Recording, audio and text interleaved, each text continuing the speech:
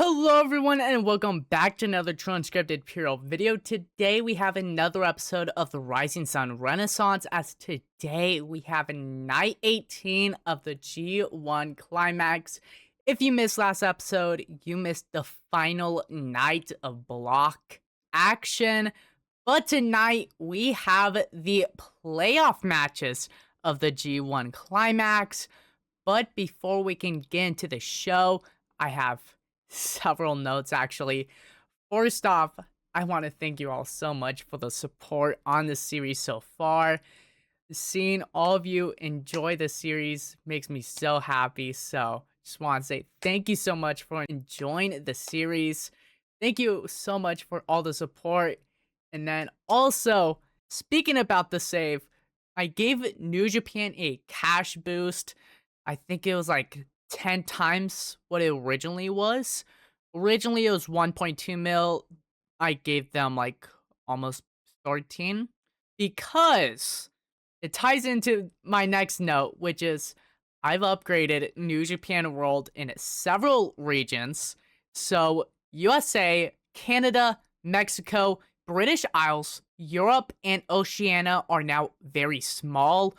They originally wore tiny coverage, and if you saw any of the episodes, you know that it always said at the bottom, we would have gone popularity changes in all of these regions, but growth was restricted, so I decided to give them all a boost. I think now we're making a loss at like $200 a month, which is, to me, in the game, it feels like nothing, so not gonna worry about it. I would have touched India, but it would have cost a major loss, and I don't really need that.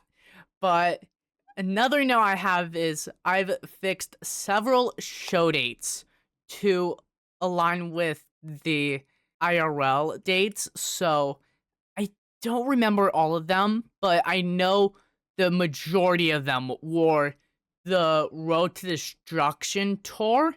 And then with that, I also changed most of the Road to Destruction tours and turned them into Battle Line Hokkaido. Because if you know, in real life, New Japan does a tiny Road to Destruction tour, and then it becomes Road to Destruction, Battle Line Hokkaido. Obviously, you can't fit all that in TEW. So I decided to just make it, I think it's like 4 nights of Road to Destruction, and then like 7 or 8 nights of Battle Line Hokkaido.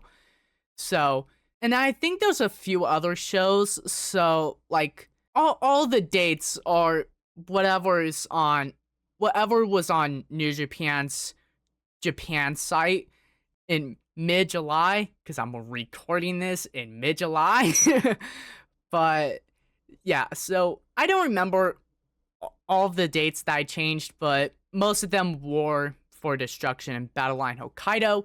And then these next two aren't really notes, but I didn't want to wait until the post G1 State of the Save episode to say them. So, one, something that's going to be tested over these next few shows are going to be post-show promos to see how they affect show ratings, because I usually don't play around with them.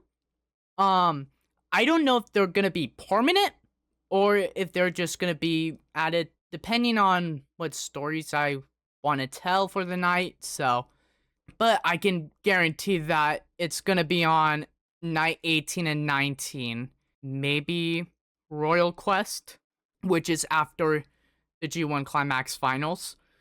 So, maybe we'll have post-show promos at Royal Quest, but not too sure. And then another thing, so over the past few days, I've been thinking about whether I want to move the IWGP Global Heavyweight Championship to be an alliance title without, creating a new database, doing this, doing that, whatever. So I'm gonna try and figure that out. I'm not sure if I'm gonna succeed, but if worst comes to worst, then I know what I'll do with the title. So, but with all those notes out of the way, time to prepare. So select venue location. We are going Kainto. We are going the Ryogoku Sumo Hall. Select yes. Choose broadcast stories. Automatic selection. We're going to be on Eurosport and New Japan World. Use selection. Booking team meeting. Yeah, so we have 250. Love to see it. I might use creative energy. I don't know. But locker room incidents. Okay. Zack Sabre Jr. has been passing on tips on microphone work to his protege Kosai Fushida. According to others backstage, Dick Togo and Sho are now travel buddies. Not surprised. Toriano helped create a fun and relaxed atmosphere backstage after finding a discarded karaoke machine and starting an impromptu pre-show competition. He apparently stole the show. Great for you, Toriano. Headman trainer Junji Hirata ran pre-show training drills to work on basics and safety for 8 students. In his role as morale officer, Toriano tried to bring in a Jado for some backstage team building, but only succeeded in annoying him. And Jado is already annoyed. Yeah, because the booking team stuff. Yeah. And that is all. Let's address the locker room. I'll team bond. Yeah. We worsened the relationships between Konosuke Takeshita and Count Newman, Ospreay and Shota Umino, and Ospreay and Yuto Ice. Great to know. And that is all absent workers, the people we've given time off to. Before I go on to pre-booking night 18 of the G1 Climax, let me run you through the important matches real quickly. So, obviously, we have pre-show match between, Young Lions.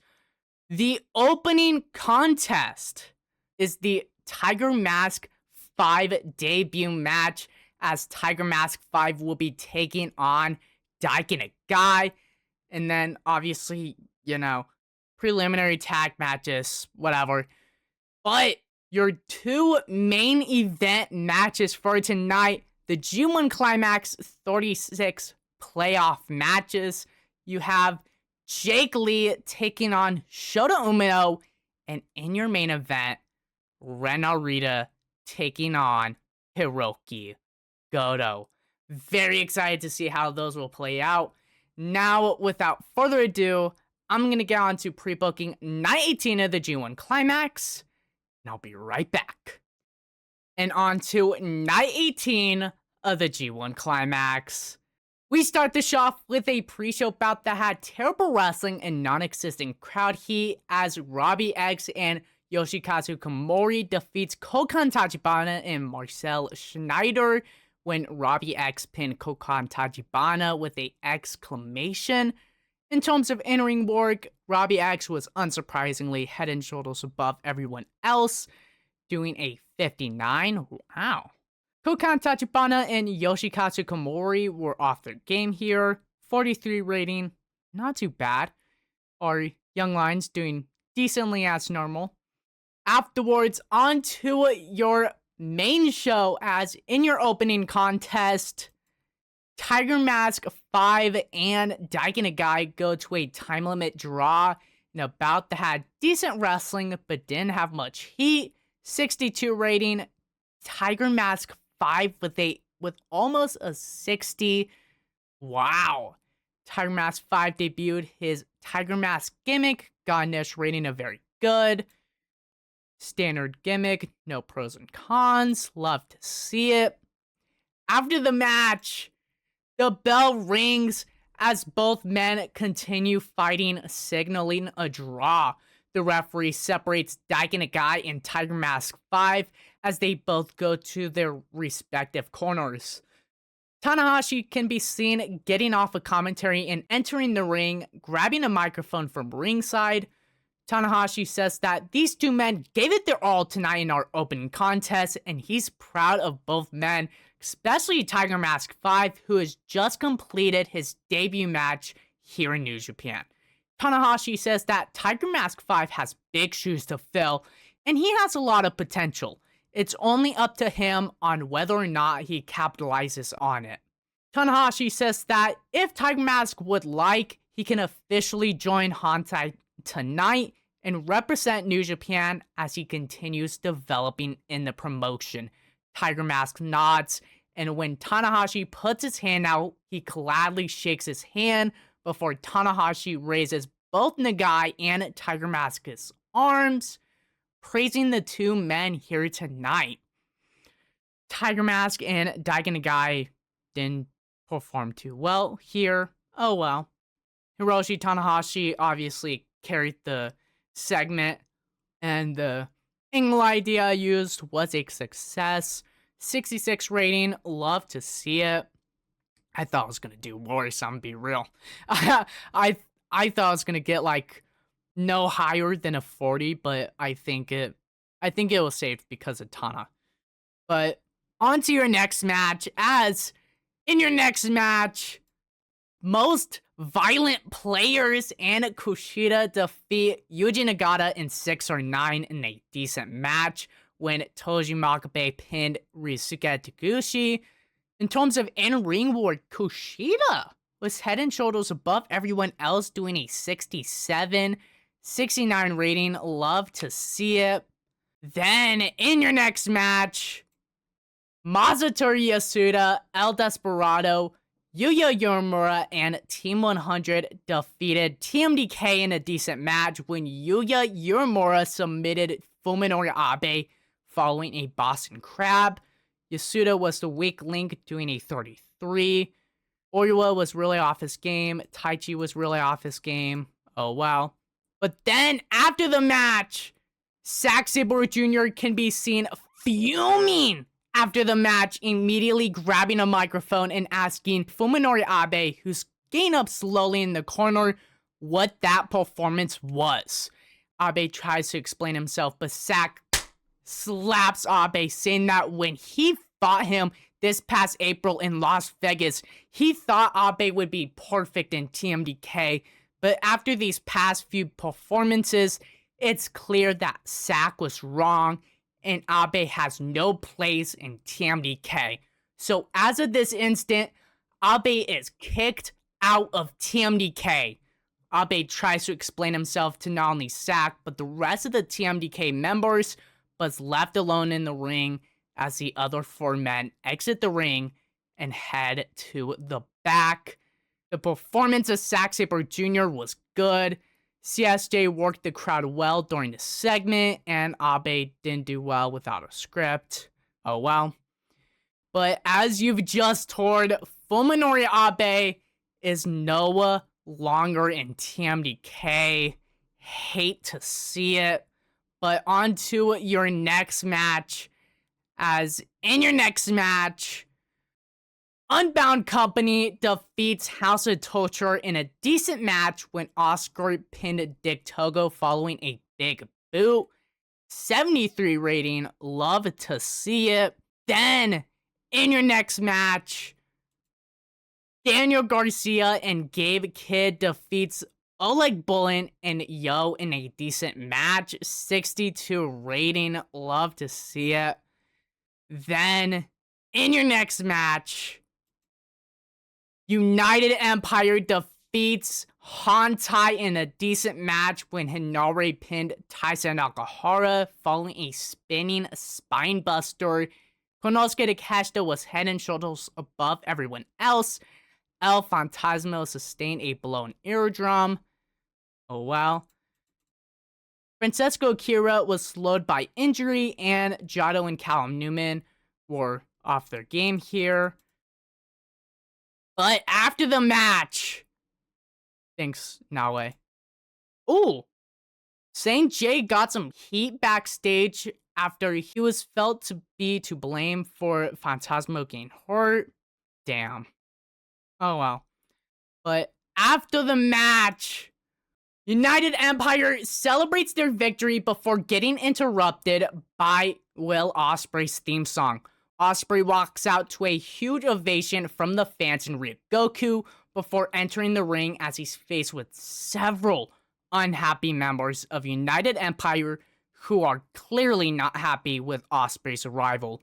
Ospreay grabs the microphone as Great Khan grabs a chair for Newman from underneath the ring, and Ospreay starts off by saying that he's proud of how United Empire have performed this year, especially Jake Lee, who will be representing United Empire in the co-main event tonight in a G1 Climax playoff, and Callum Newman, who not only defeated never openweight champion Aaron Wolf, but also former IWGP Global Heavyweight Champion Gabe Kidd. Newman rolls his eyes at the praise before signaling Ospreay to continue. Ospreay says that he gets how Newman feels right now, being very upset with his performance this year, and if it was up to Ospreay, he would have been out here each and every match, supporting his little bro.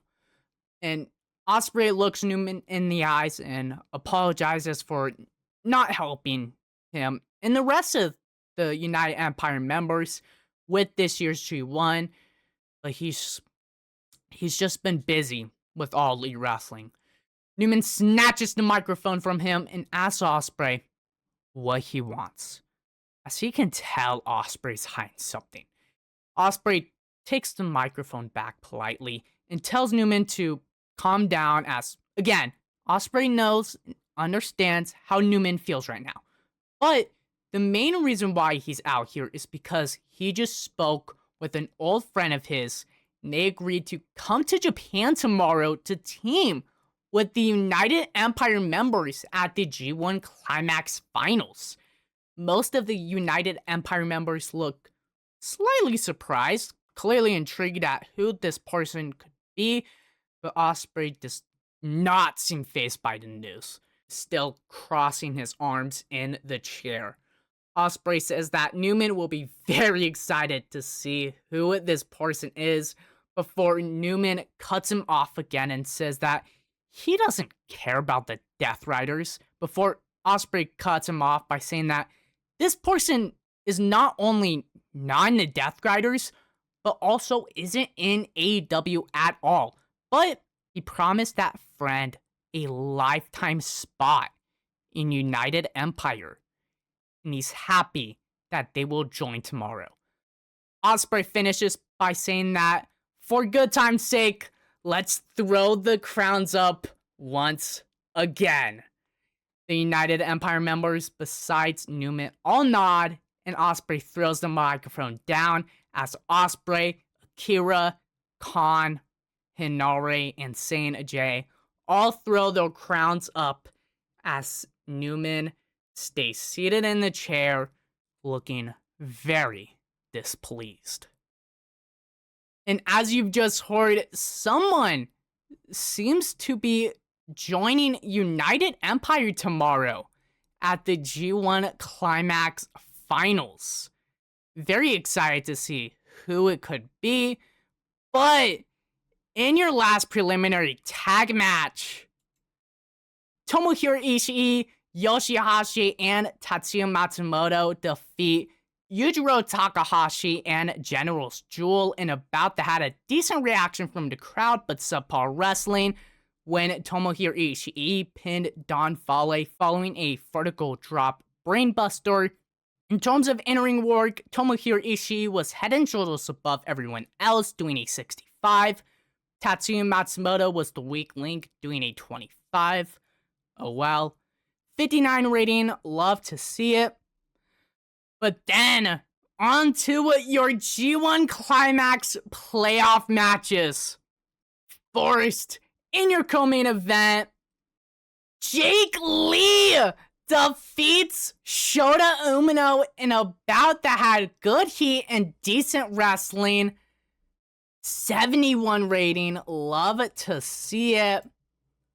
So Jake Lee's next match will be against the B-Block winner, Yuya Uemura, tomorrow at the finals.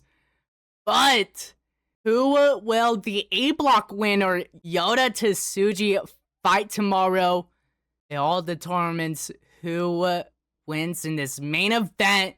As in your main event, Ren Narita defeats Hiroki Goto in a bout that had good heat and decent wrestling, following interference from Dick Togo.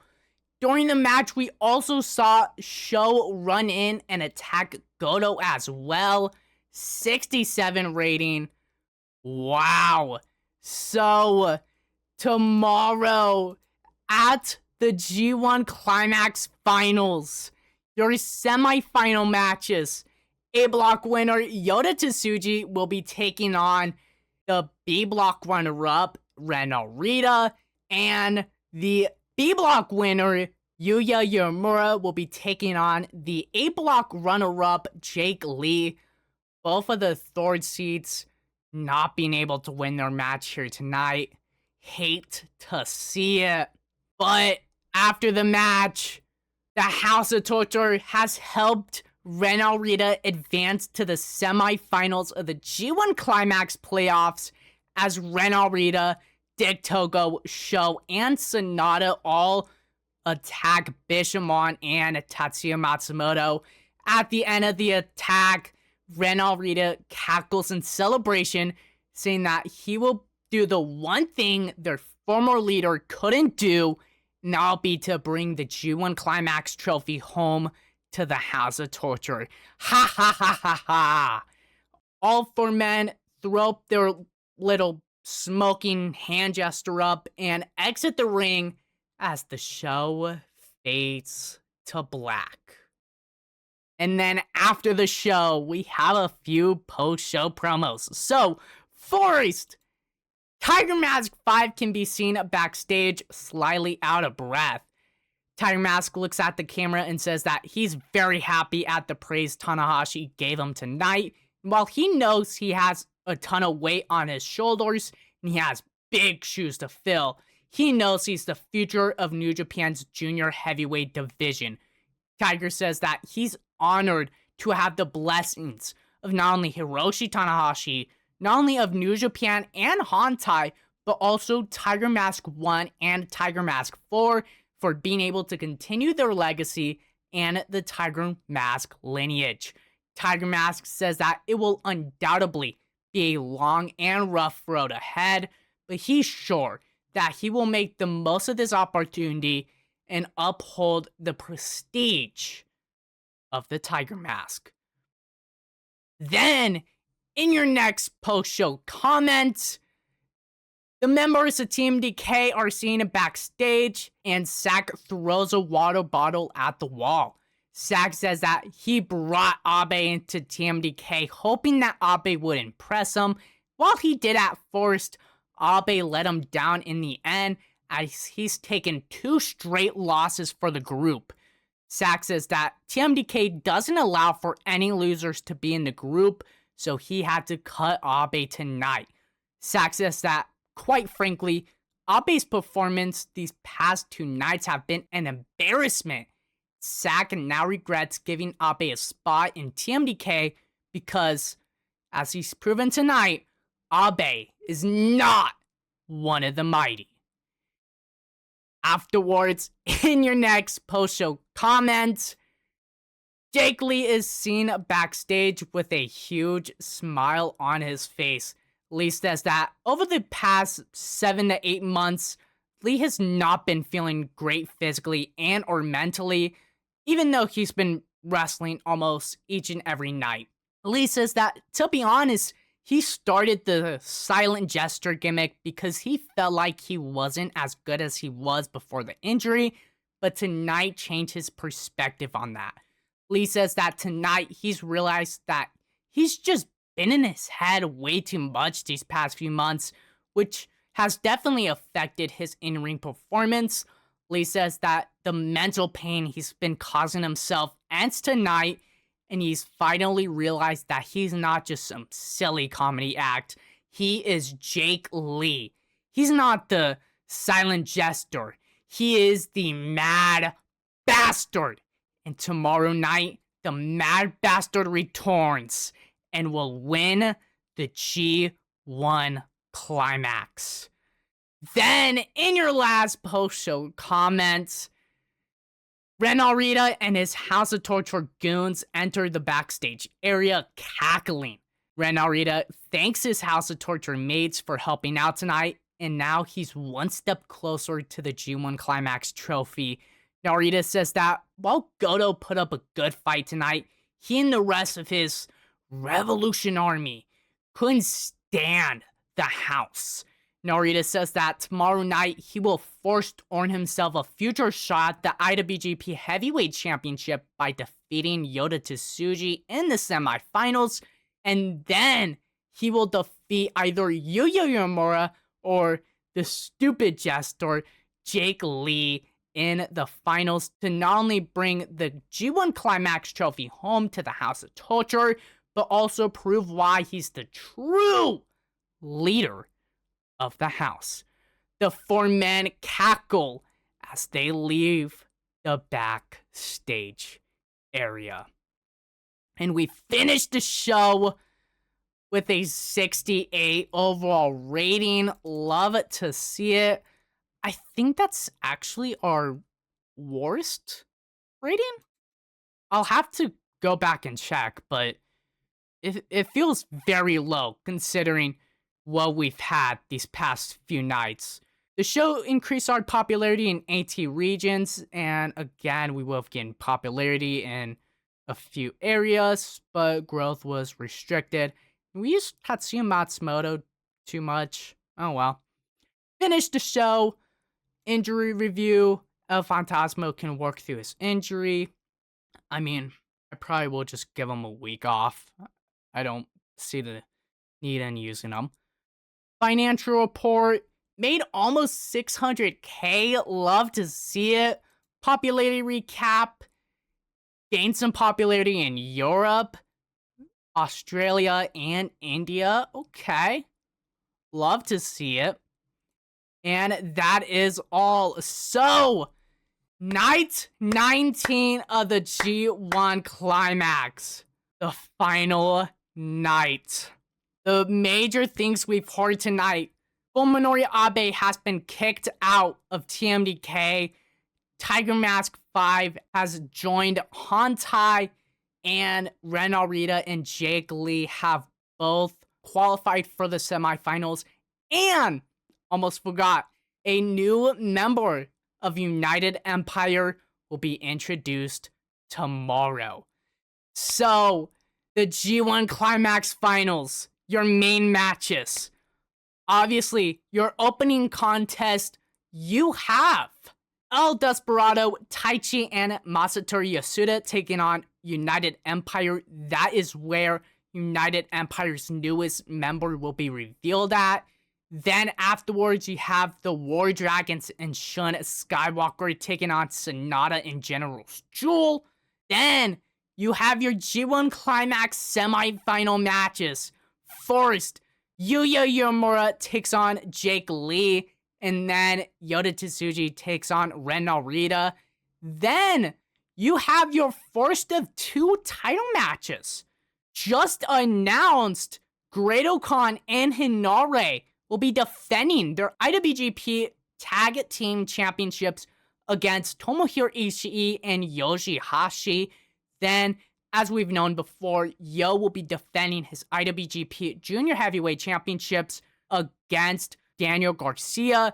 Then, in your co-main event, you have Hantai and Goto's Revolution Army taking on House of Torture, with Goto wanting revenge for tonight. And then, in your main event, the two winners of the G1 Climax semifinal matches will fight each other in the main event to determine who will win this year's G1 Climax. Will it be IWGP Heavyweight Champion Yota Tsuji? Will it be House of Torture leader Ren Narita? Will it be Hantai member Yuya Uemura?